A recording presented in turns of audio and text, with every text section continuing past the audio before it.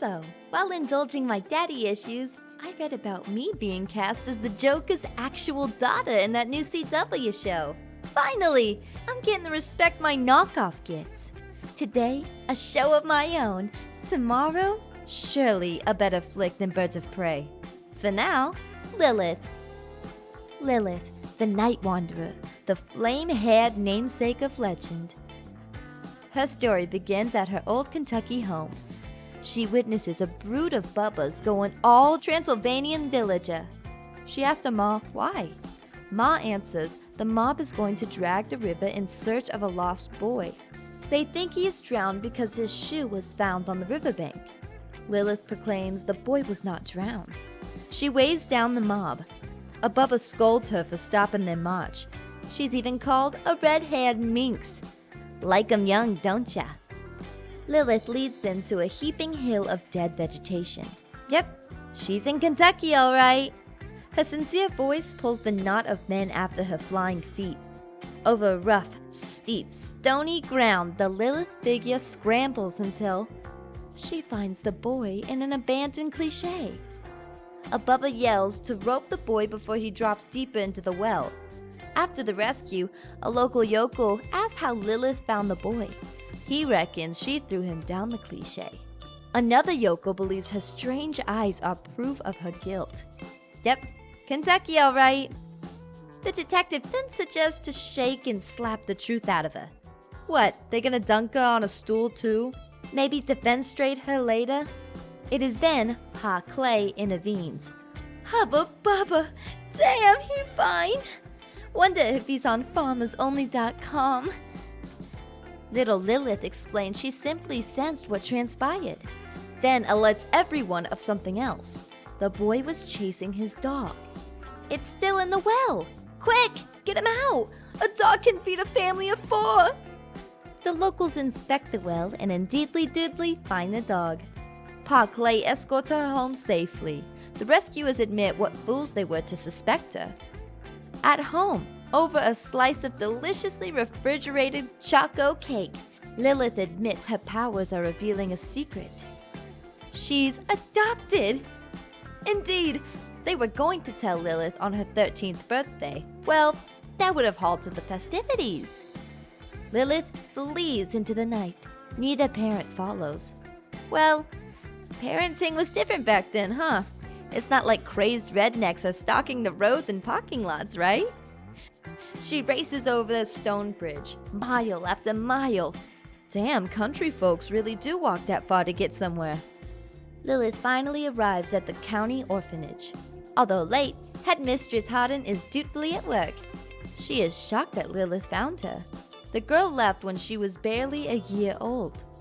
Lilith explains she read her parents' minds. Rather than scoffing at such a claim, Miss Harden believes it. Turns out, Lilith's mom displayed the same powers. What a twist! Oh, the psychic stuff gets even more predictable, folks. Her mom also had some trouble pursuing her. That trouble was Lilith's birth father. Miss Harden warns Lilith it might be tragic to dredge up the past. Being a teen, Lilith, of course, ignores her. Miss Harden further advises that with power comes responsibility. Lilith then tours the orphanage halls. A weight has been lifted from her, but she must learn her origins. Outside, her parents await. She is ready to come home. She is ready to leave. 5 years later, 18-year-old Lilith leaves a tenderly worded note to the only parents she has ever known. You have been so good to me, but I must go find my real parents. I love you both. Please forgive your Lilith. How heartfelt. And what penmanship to boot. They don't teach that in schools anymore. Lilith, the Night Wanderer, zooms through the bluegrass night of dirt roads and dead trees. She vows that wherever the road leads, she will search until she finds her birth parents. Wherever it leads? You could buy a map at any gas station. Also, isn't she riding west on I-64? That'll take you into Missouri. Indeed, under cover of night, she rides into Truxton, Missouri. There, she witnesses a mentalist appropriately heckled by a rather mental audience. Lilith steps up to reveal what the heckler actually has in his pocket. A credit card with his name, Willis T. Hall, number 826498J. Wait, let me write that down. Mama needs a new pair of boots. But before Lilith can reveal the security code, the mentalist's manager offers her to join his Carney act. She then notices Madame River, a woman with hair as red as her own. Only redheads can be related to redheads. They must be mother and daughter. But nah, Lilith only regards it as mere coincidence. She accepts the job as the traveling will aid her quest. The next few weeks, Lilith performs as Lilith the Seeress. She even helps capture a fugitive. A week later, Lilith noticed a singular birthmark on River's back. Lilith relates that she, too, has the same birthmark. Lilith happily declares her and River are mother and daughter. River relates how she gave away a daughter from a previous marriage. They embrace, satisfied they are reunited. River explains that when the Carney biz hit a rough patch, her husband abandoned her. She left her baby at an orphanage. However, while euphorically declaring she loves everyone, Lilith notices a tattoo artist needling a certain star pattern. Jack then pulls her aside, demanding that a headliner never mingles with sideshow freaks. He further announces their show will be leaving to headline as a solo act. Lilith now calls batshit. She figures Jack has needles to tattoo River, a phony birthmark. River is remorseful while Jack holds an ace. He produces paperwork showing that underage Lilith is his legal daughter. But Lilith reads his thoughts and knows the document is phony. Jack then pulls a gun, but River grabs it. Reflexively, Jack fatally pulls the trigger on River. He never meant to harm her, or anyone for that matter. He's greedy, not murdery. While dying, River admits she really wanted to believe Lilith was her child. She then breathes her final words. "Don't be a loser. Find your real parents." The cops arrive, arrest Jack, and allow a runaway miner to leave on her own. The road is long and hard. To find her heritage, to know herself, Lilith continues to wander the night. Night passes. Under a full moon, Lilith walks her out-of-gas scooter along yet another country road. How much money she got? I don't even see a purse. For that matter, I don't see a backpack. And where did she get those new duds? We'll just go with Jack Reacher logic. Near a bridge, she receives bad vibes, as if someone's mind is calling for help. Near a rail embankment, a boy is concerned by 3 hobos. They figure this hippie hobo has money to chow. Hippie hobo! Nowadays, we just call them hipsters. And yeah, they usually do have money. How else are you gonna buy the expensive homeless look? The hippie hobo claims he has no cash, but does a little chow. Lilith tackles one hobo. Kicking like a mule, she knocks the second one unconscious. The hipster tries to help, but a knife is thrown after him. But the hipster ducks, allowing the blade to slash the neck of the hobo holding Lilith. The boy thanks Lilith as the attackers retreat. It was lucky he sensed her nearby. What a coinkydink! No wonder dodged that knife. He introduces himself as Ned. He thinks how long he has been on the road, he knows not. All he knows for sure is he can sense things. He remembers only a big gray building. He knows he must avoid it. It came between him and his family. Lilith notes their similar powers. Of course, they must be brother and sister. He even has red hair. No one else has red hair in the whole entire world. She figures to help him is to help herself. She cooks up some rations, and Ned pitches a team-up. Wisely, she does not profess her assumption. So, without using her powers to determine if Ned is a psycho or not, she sleeps alongside him. Many miles, towns, and days later, his amnesia appears legit as her powers cannot read his mind. They ride into yet another town. It's Memorial Day. Ned exclaims they need to get out of town fast. Curiously, a flag emblazoned with Walton Military Academy flies behind them. Soon, Ned confesses the marching cadets made him remember a military school. He ran away from one. Which one? He remembers not. Lilith's inconsistent IQ figures the gray building must have been Walton. But if the building was Walton, then how are they perhaps, possibly, maybe, likely for sure siblings? She theorizes that Ned hates his parents so much for sending him to military school that he has suppressed his memories of them. It is then Lilith has an ingenious idea. Run Ned over into a rushing river. Say what? The psychic psycho fishes Ned and notices his red hair is bleeding dye. Ned claims he must have disguised himself after running away. Lilith notices Ned is no longer radiating psychic vibes. Ned theorizes his amnesia must have given him powers. I got nothing, folks. Since Ned is now a brunette, Lilith decides he can't possibly be her brother. Of course! Only redheads are related to other redheads. Touchingly, Ned confesses how tired he is of a road that never ends. Lilith vows to help him. So, are they going to do it? We don't know because we skip ahead a few days later. Ned cannot awaken Lilith as it appears she has been bitten by a rattler. She sure must be a deep sleeper to not instantly wake up after a snake bite. And wouldn't she have puncture marks? He exclaims for Lilith to not leave him. He needs her. He loves her like a sister. What about a few days ago? Did you love her like a sister then? I hope not. That'd be a bit too Joe Dirt for me. It is then Lilith suddenly awakes. She confessed she sensed the snake last night and killed it with a rock. It gave her an idea to fake her death, so the stress could weaken his amnesia enough to read his mind. It's not weird. Now after putting him through hell again, she knows who he is. 2 days later, along the California coast, his parents welcome him back. All is forgiven.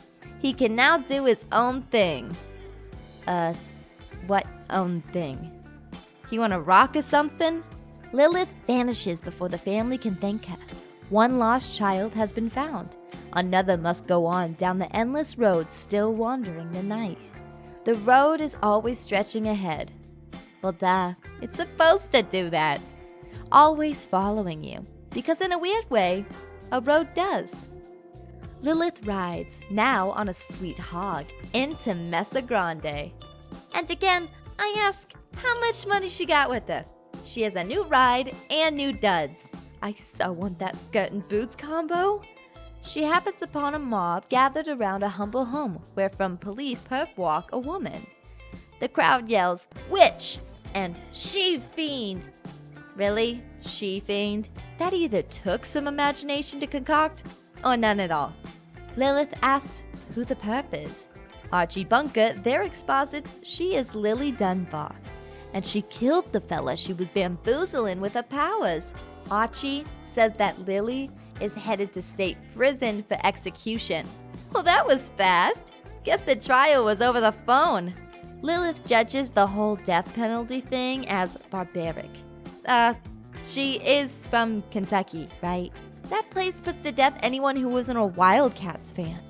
Once more, Lilith notes how someone with red hair must be related to her. Almost like she's an idiot. Somehow, Lilith enters the prison and gets an audience with the warden. He tells her there is no unauthorized visitors on death row. How will Lilith get around this one, folks? It sure will be a challenge, right? Well, actually, it's gonna be super easy, barely an inconvenience. She'll just claim to be Lily's daughter. So without inspecting a single file or ID card, the warden escorts her to Lily. Hopefully, Lily will be swift enough to play along. The warden personally opens the cell and allows Lilith to come charging at Lily. Lilith whispers she might indeed be Lily's daughter, if Lily has one. I would be freaked out if that happened to me, and that's a lot from me. I believe I'm Joker's daughter? Lilith then goes for the freak show by saying she was abandoned in an orphanage by a mom who resembled Lily and also had psychic powers. Yeah, I would be yelling help. Lily, who has to think about being on death row on top of all of this, mentions a baby girl who had been kidnapped years ago. She tried her own powers but could never find her little girl. Lilith assumes that because she felt Lily's psychic vibes, they must be related. Ugh, this again? Lilith vows to free her, but Lily admits to confessing her crime. Okay, so Lilith may have scanned her mind to know she is innocent, but why confess? Turns out she confessed to protect the real murderer. Oh, Lilith then enters the governor's office and is told she needs an appointment. Wow, she can just walk into anywhere, huh? Lilith just says she had no time to make one because her mom is facing execution. The gatekeeper thinks Lilith is just a reporter trying to stir up trouble. Lilith uses her, Aquaman squiggles to pull the governor from a conference. The governor nonchalantly figures the mind control must have come from Lilith. The governor can only play a 2-day stay of execution. That's all that Lilith needs. Later, at a nearby city, Lilith fingers a cowboy. Not remotely what I meant. Lilith identifies him as Ben Tatum. Lilith reveals all. Ben and Lily were running into a spiritualistic racket on a wealthy old rancher. Ben posed as the old man's son, who was killed in war. The old man figured it all a scam and got himself a gun. Ben wrestled the rancher for the gun. Lily blamed herself for bringing Ben into the scam and took the fall for him. He must have had one big for her to do that. Ben claims the whole ordeal was Lily's fault. He was only in it to get his rodeo career back on track. Rodeo career? Lilith is outraged, but Ben predicts his last chance to win the championship will secure his future. Ben walks off, confident it's only his word against hers. Lilith warns him the championship will be his last rodeo, and the Bronco bucks him alright. Ben knows he likely won't make it. Lilith begs him to clear Lily. He agrees. He hasn't always lived like a man, but he'll go out like one. He yells to those gathered round that he shot the rancher and Lily Dunbar is innocent. Afterwards, Ben expires like the sour milk he was. Lilith races against the time with signed witness statements. The governor indeed is convinced and calls the warden to cancel the execution. The next day, Lilith waits outside the prison. She is euphoric with at last seeing her mother free. However, Lily exits with her daughter. Lily reveals her daughter found her by watching the news. The girl has revealed she was kidnapped by a mentally ill woman and ended up somehow in an orphanage. I have so many questions. Lily calls the whole scenario a lucky, freakish thing. Yeah, that's the understatement of the year. As they part ways, Lily suggests that her savior ought to visit sometime. Lilith accepts the offer. Yeah, right. As she rides on, Lilith concludes that she indeed has a family after all. The Teen Titans! And oh yeah, her adopted family, but who cares about them? I'm Duela Dent. And the joke's on you if you don't like, share, and subscribe. And now, I'm off, so I might as well leave. Toodles!